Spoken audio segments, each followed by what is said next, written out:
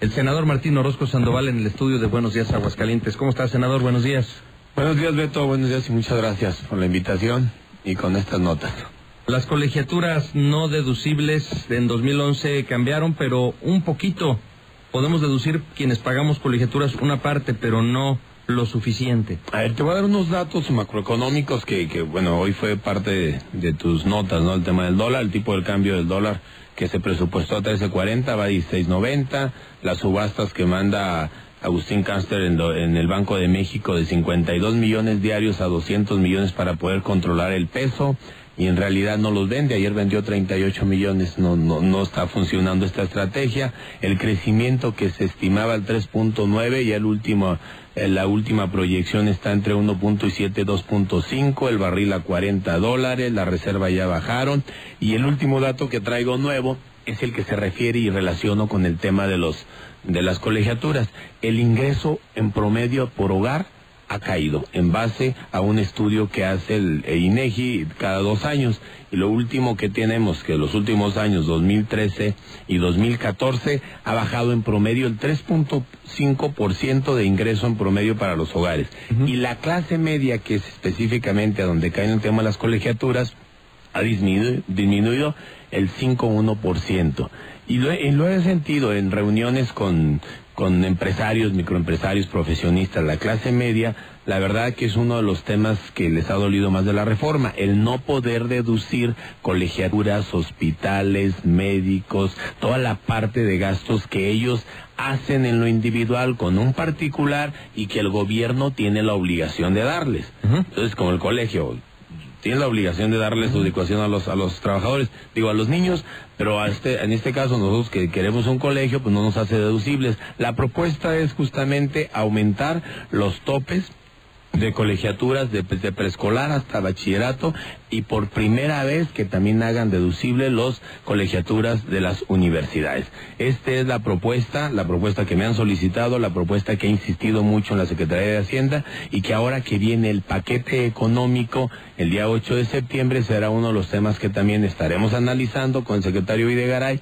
Ya habló de flexibilidad en la reforma hace unos 2 días, vamos a tomarle la palabra, seguramente va a estar cayendo en muchos de los temas que yo he estado hablando con él durante los últimos 2 años e insistiendo con iniciativas, porque el tema económico sencillamente no le ha funcionado. Claro, y es que hay quien paga 1,000 mensual de colegiatura, pero hay quien paga 3,000 por niño y hay quien paga 5,000 por niño, o hasta 8,000 por niño o joven.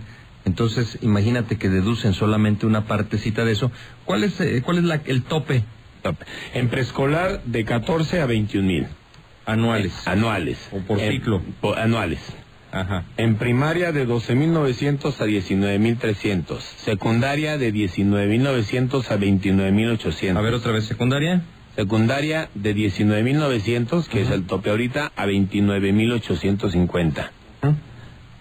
El técnico bachillerato de 17,000 a 25,650. ¿Sí? Y la universidad de 0, no hay una deducción de universidades, a 36,750. O sea, no se deduce absolutamente nada de universidades. La verdad es que es la inquietud de que se incluya. Por ejemplo, un dato, la UNAM solicitaron 100,000. Y solo entraron 11,000. O sea, de los 89,000, muchos caen en universidades privadas. O sea, si el padre... es porque se van a la UNAM, ¿verdad? Porque les cobra 20 pesos. 20 pesos. Y de todos modos, hablando también... Sí, y además... y no quieren el gobierno paga el resto, porque los maestros sí cobran, y la luz sí se paga. Traigo unos datos. Y los empleados y las secretarias sí cobran, ¿verdad? Traigo un dato interesante. En preescolar hay 4 millones... En educación pública y 679,000 en educación privada. En primaria hay 13 millones en pública y 1,275,000 en privada. En secundaria hay 6 millones en educación pública y 539,000 en privada. Y en bachillerato hay 3,800,000 en pública y 900,000 en privada. Son datos del ciclo.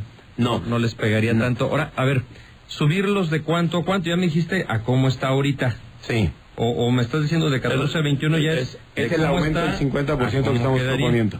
Un aumento de... ¿Por qué estas tarifas, esos topes no se han actualizado, ni siquiera tienen el efecto de la reforma, ni la disminución del ingreso en la clase media desde el 2011? O sea, uno es la actualización y el efecto que ha tenido esta reforma, donde la clase media, que es la que realmente paga las colegiaturas, ha tenido una disminución en sus ingresos, y ahora lo que pedimos es recuperar. En todos los países la clase media es la que mueve la economía. Y en este caso, esta reforma a quien más le pegó fue a la clase media. Entonces, en preescolar propones que de subir de 14 a 21 la deducibilidad de preescolar, ¿verdad? De lo que se paga, que nunca llega a ser lo que se paga en total. O sea, hay colegios como tú dices, ¿verdad? Hay colegios que aquí estamos hablando de que 1,800 al mes, ¿no? Ajá, entonces aquí la variante sería de permitir deducir 7,000 más. 7,000 es de 12 a 19 en primaria, igual otros 7,000 más. Sí. Y en secundaria 19 a 29, otros 10,000 más. Pues está muy bien, ya es una ayuda, ¿verdad? Para quien paga, digamos, 3,000, es el estándar de secundaria, unos 2,500, 3,000 mensuales. Todo el ciclo escolar son 36,000. Ya deducir 10,000. Más bien 29,850 de 36,000 ya es una ayuda.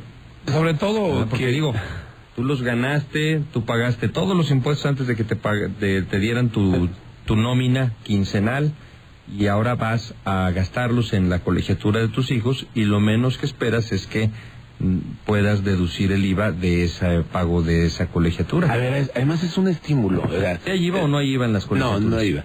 Hay un estilo de impuesto a la renta. Ok, ISR. Pero también hay un estímulo. Debería haber IVA entonces a colegiaturas e IVA a servicios médicos para poderlos deducir. No lo hay. Esa es una parte de lo que se hablaba. Si generalizábamos el IVA, seguramente el gobierno recaudaba mucho más, pero es un tema muy politizado. ¿Te acuerdas de Fox, de Calderón, y ahora el presidente, que se esperaba que él coincidía el Videgaray en generalizar el IVA, y no lo hizo?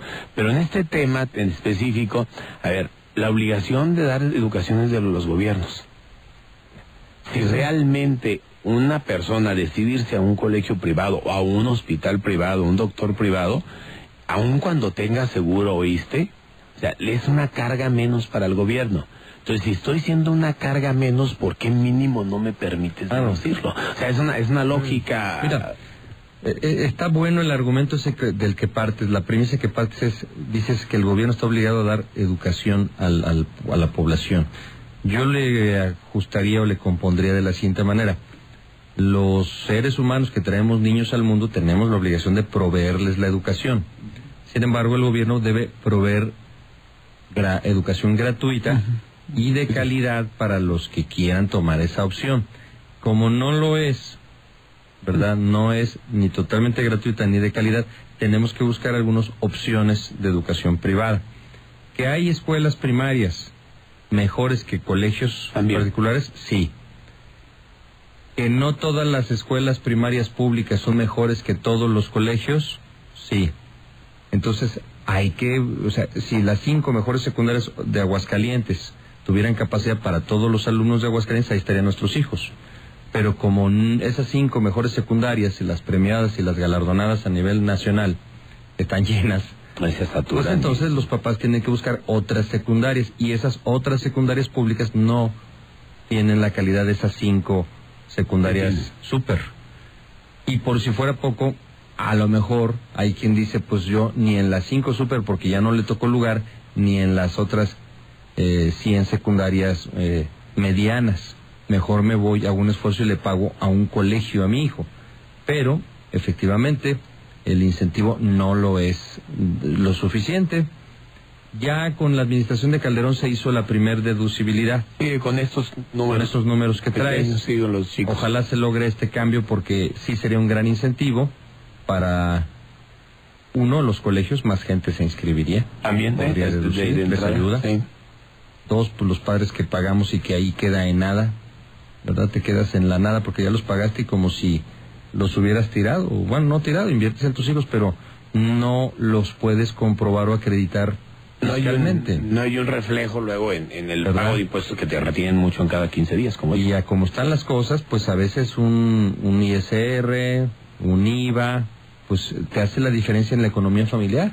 Además, una pequeña devolución por estos gastos cuando ya te retuvieron cerca del 50% del impuesto de la renta que recauda este país es de los trabajadores. Y esto va mucho a trabajadores, o sea, de clase media. El momento de que el patrón les retiene el impuesto de la renta y te hace deducible esto, después hay una pequeña devolución de lo que te retuvieron.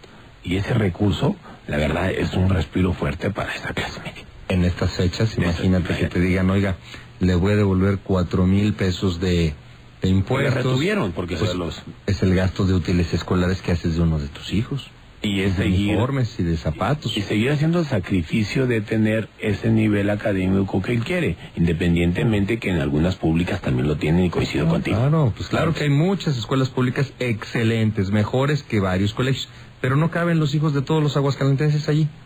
No, estamos hablando de... Ese es el argumento, que si todas las secundarias o primarias públicas del país, públicas, fueran excelentes, no existirían los colegios. En el ciclo 2014-2015, estamos hablando de primaria, de preescolar a bachillerato, en 3,5 millones en educación privada de estudiantes. Es a lo que beneficiaría. Ahora, ¿esta iniciativa dónde está? ¿En qué? ¿Cuál es? Ya se presentó hace 2 semanas. ¿Por qué las presentamos en este momento? Porque llega el paquete económico del presidente con el secretario Videgaray el próximo 8 de septiembre, y entonces ahí metes todo lo que ha llegado referente al paquete económico, y es ahí que en el mes de septiembre y octubre será un mes muy movido en las cámaras por el tema de la economía del país, del presupuesto base cero, y es ahí donde empiezas en las negociaciones y buscando la sensibilidad del gobierno para poder meter algunas iniciativas que tú has presentado. Yo tengo como 7 iniciativas presentadas de tipo económico, fiscal y financiero para aprovechar este momento de septiembre y octubre a ver cuántas proceden. Interesante. Senador, bienvenido. Al contrario, muchas gracias. Buenos días. Un saludo, gracias a todos. Martín Orozco Sandoval, senador del PAN por Aguascalientes.